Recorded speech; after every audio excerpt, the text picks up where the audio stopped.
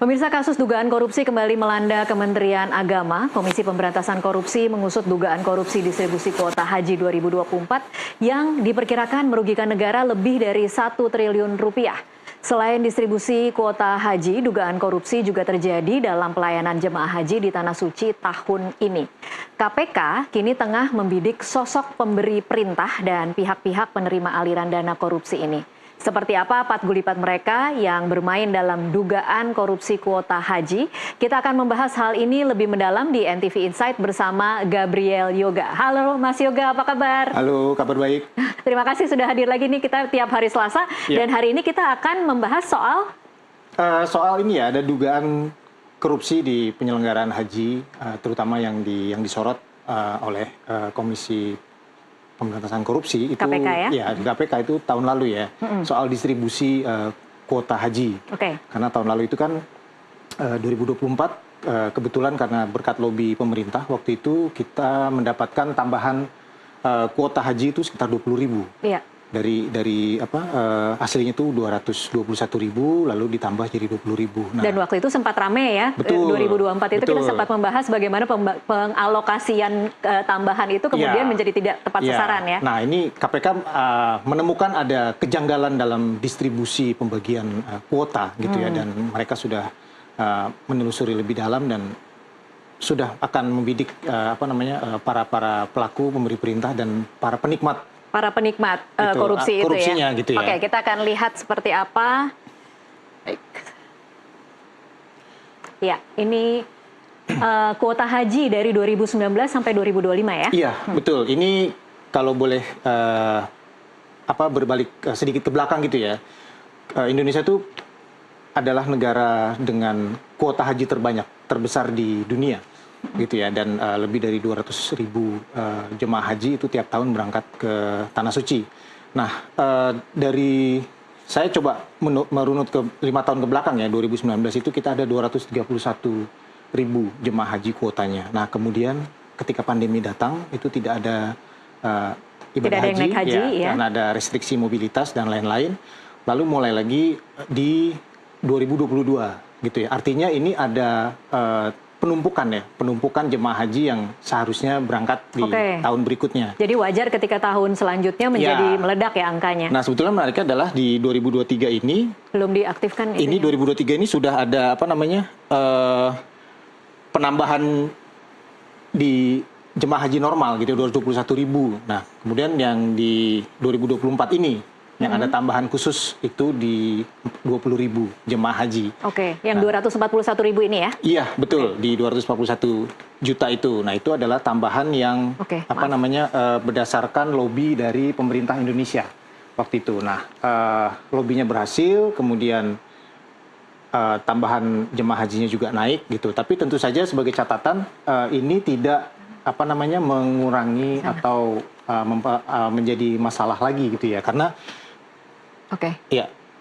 Karena jemaah haji Indonesia itu relatif sangat banyak gitu ya.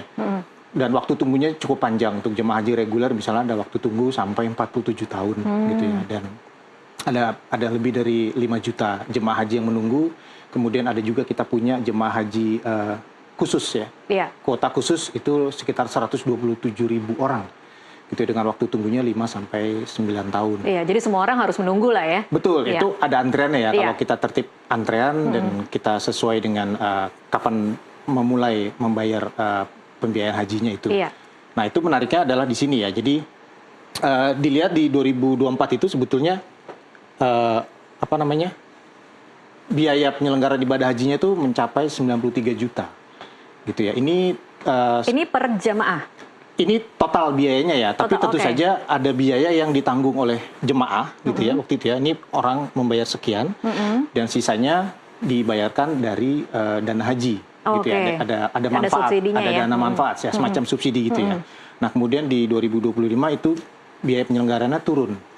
Kok bisa turun ya? Sudah dihitung-hitung akhirnya waktu itu juga karena permintaan dari Bapak Presiden juga ya. Ini kalau bisa biayanya diturunkan supaya memperingan jemaah haji juga gitu ya. Nah, yang dibayarkan jemaah haji juga turun sedikit ya, turun sedikit di sini. Dengan jumlah yang turun ini kemudian terjadi korupsi. Nah, korupsinya sebetulnya tidak langsung ke uang ya, tapi Oke. kalau menurut penelusuran KPK ada permasalahan di distribusi yang di sini. Oke. Ini kan tambahan ya tadi ya, 20.000 ya kira-kira Iya. ya. Ini tambahan 20.000 kuota tambahan kuota ya. ya. Nah, kalau menurut aturannya itu pembagiannya itu reguler lebih banyak, jemaah haji reguler lebih banyak gitu ya. 92% itu harusnya ke reguler. Kenyataannya Kenyataannya, temuannya dari KPK lagi-lagi mereka menemukan bahwa ini dibagi rata. 50-50 gitu ya. Oh, oke. Artinya yang jemaah haji reguler yang harusnya dapat tambahan dari sini nih, ini berarti 92% kan lumayan ya, sekitar 18 ribuan ya. Itu kan harusnya ada masuk dari reguler gitu. Nah, kemudian karena ini dibagi 50-50 gitu ya, artinya ada 10.000 yang kuota khusus Iya. yang harganya juga lebih mahal Iya. gitu ya. Lagi-lagi yang kaya yang diuntungkan ya. Betul. Oke. Nah, itu dugaannya seperti itu ya, dan ini jadi sorotan juga gitu, dan estimasi kerugiannya sekian ya. Ini estimasi kerugian 2024 saja atau 2024 Ya, ini 2025? penyelenggaraan haji yang 2024 itu. Oh, oke. Karena ya tadi ada tambahan 10.000 kuota khusus gitu ya, dan Iya. itu harganya lebih mahal. Nah, pertanyaannya adalah harga yang kuota khusus itu Kemana? sisanya kemana? Sisanya gitu. Karena kemana anggarannya? kalau Oke. yang reguler saja 2024 ya itu bayarannya 56 juta. Iya. Kalau yang khusus itu kan sekitar 2 sampai 3 kali lipatnya. 2-3 kali lipatnya Ya, ya. dari Jadi jemaah- mungkin dari hampir jemaah berapa? reguler ya. Iya, oke. Nah, itu berarti ada selisihnya, itu masuk kemana gitu Oke, ya. oke. Kayak gitu. Baik. Bisa di Ya. ya. Oke. Nah, ini menarik lagi ya bahwa apa namanya, di penyelenggaraan haji tahun ini pun gitu ya, yang kemarin sempat jadi sorotan bahwa ada banyak apa namanya ketidaksesuaian penyelenggaraan gitu ya, misalnya jemaah haji yang telantar gitu ya, telat dijemput. Ada banyak masalah lah ya, pokoknya waktu itu ya. Sempat jadi Iya. sorotan besar ya. Iya. Apa namanya, tendanya Tenda tidak dapat, terdistribusi. nggak bisa tidur, Nggak bisa tidur gitu nggak kan. dapat makanan, Nggak dapat makanan iya. gitu kan. Terus ini siapa yang jemput gitu Iya. kan. Jemaah haji kloter dari mana, Iya. ternyata gabungnya di kloter yang mana gitu Iya. ya. Nah, ini temuannya juga ini adalah kemarin ada laporan dari ICW ya, Indonesian Corruption Watch, yang mereka melaporkan ada temuan ada penguasaan bisnis layanan jemaah. Jadi ada oke. semacam monopoli gitu. Jadi ada penguasaan. Apa jadi semacam kartel? Ya, kalau Maaf. dibilang kartel tentu tidak ya, tapi mereka menurut temuan mereka adalah ada beberapa penyelenggara jemaah haji yang ternyata mendominasi di Oh, sana. oke. Seharusnya kan itu apa namanya diatur, ada regulasinya. Dan ini sudah disebut nama-namanya ya? Nama-nama tidak disebutin. Oke, Tapi tapi masih dalam penyelidikan masih KPK dalam ya, penyelidikan. gitu ya. Nah, yang Oke. menarik lagi adalah juga ada potongan anggaran catering haji gitu. Jadi bayangkan Tasya misalnya kita beli makanan gitu ya dengan harga 50 gitu ya. Terus kemudian ternyata harganya tidak sesuai dengan yang diterima itu. Tapi bayarannya tetap sama. Bayarannya tetap sama Iya. gitu ya. Artinya ini ada penyelewengan lagi. Oke. Nah, yang ketiga adalah lagi-lagi soal kuota haji gitu ya. Jadi siapa yang diuntungkan dan siapa yang menarik punglinya gitu. Ini siapa yang menemukan? Nah, ini Mas dari Pungli? Masyarakat Anti Korupsi Indonesia. Mereka Oh, melaporkan oke. itu. Nah, ini 75 juta rupiah per ini, jemaah? estimasi hitungannya. Masih estimasi, oke. hitungannya. Tapi dengan jumlah segini aja, artinya sebetulnya ya cukup jadi temuan yang sangat besar sih Iya, menurut saya gitu. iya, ya. Ini iya, pasti. penyelenggaraan yang seperti kita tahu ya, penyelenggaraan haji ini membutuhkan dana yang sangat besar gitu ya, lalu mengelola jemaah yang sangat banyak gitu Iya. ya. Bayangkan mengatur lebih dari 200.000 orang gitu, dan itu butuh usaha yang luar biasa, tapi juga butuh pengawasan di pengadaan gitu ya, dan lain-lain gitu. Nah, ini yang menariknya ada di sini sih. Oke. Kayak gitu. Indonesia itu kan sebenarnya mungkin kita sebagai jurnalis sudah berkali-kali ya mendialogkan ini ya, Mas Yoga. Ya. Kita tiap tahun sebenarnya sudah terbiasa mengurusi jemaah haji, Ya. tapi kok nggak beres-beres juga pengurusannya. Betul. Belum lagi menimbang bahwa negara kita kan sebenarnya adalah pemasok jemaah haji terbesar ya. Ya. Nah, ini juga jadi apa namanya ironi ya, Iya. ironi besar ya. Kita pemerintah sudah mengambil alih penyelenggaraan haji itu dari mungkin dari lebih dari 50 tahun yang Iya, lalu gitu ya. iya. Dan seharusnya soal profesionalitas itu sudah terjamin lah. Tapi nyaris setiap tahun itu pasti selalu ada masalah di jemaah haji, dan lagi-lagi yang dirugikan adalah jemaah hajinya gitu ya. Mereka ya itu tadi kan, bayangkan ketika dalam melakukan ibadah lalu terlantar itu itu akan berat sekali untuk jemaah dalam kondisi yang tahun ini dan tahun kemarin itu masih musim panas ya. Jadi bayangkan betapa panasnya di tempat ibadah di sana gitu. Nah, ini menarik tadi karena Tasya juga menyebut bahwa kita ini negara yang paling banyak kuota hajinya gitu ya. Dan lagi-lagi ini ada satu riset yang menarik menurut saya juga ya, ini dari Pew Research Center. Dari Pew Research Center, ya, yang menunjukkan bahwa Indonesia itu sebetulnya negara yang paling religius gitu ya. Ini mengukurnya bagaimana nih, Mas Yoga? Salah satu pertanyaannya adalah seberapa sering Anda beribadah gitu setiap hari gitu ya. Apakah Anda dan kita paling tinggi ini? Kita paling tinggi. Ini riset dari periode risetnya 2023 sampai 2025. Gitu ya. Jadi ini cukup mutakhir gitu ya, dan menggambarkan bahwa Indonesia itu sebetulnya punya sisi baik gitu ya, orang-orang religius gitu ya. Atau tidak ada hubungannya antara berdoa dan korupsi. Makanya adalah kalau diperhatikan angkanya ini cukup tinggi ya, angka religiusnya ya. Ini cukup tinggi, 95, Kenya 84, Nigeria 84, ada Malaysia 80 dan Filipina 79. Tapi kemudian perlu dikomparasi juga dengan misalnya indeks persepsi korupsi. Yang dikeluarkan oleh Transparansi Nasional gitu ya. Hanya Malaysia yang mencapai nilai 50 gitu ya. 50 untuk indeks korupsinya? Indeks persepsi korupsinya itu 50. Indeks persepsi korupsinya, Yang lainnya ini gitu ya, itu indeksnya di bawah 40 semua.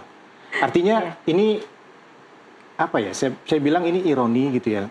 Tentu ini bukan mengeneralisasi bahwa orang yang di Indonesia terus kemudian jadi korupsi gitu. Enggak juga sih. Tapi ini jadi gambaran aja bahwa ada pertentangan di sini. Apalagi kalau dilihat sekarang ini kasus ini adalah di Kementerian Agama yang secara tugasnya mereka memang yang mengurusi soal itu. Soal relasi antarumat beragama, kemudian administrasi keagamaan. Berarti regulatornya yang mungkin atau sistemnya yang memang mungkin korup ya?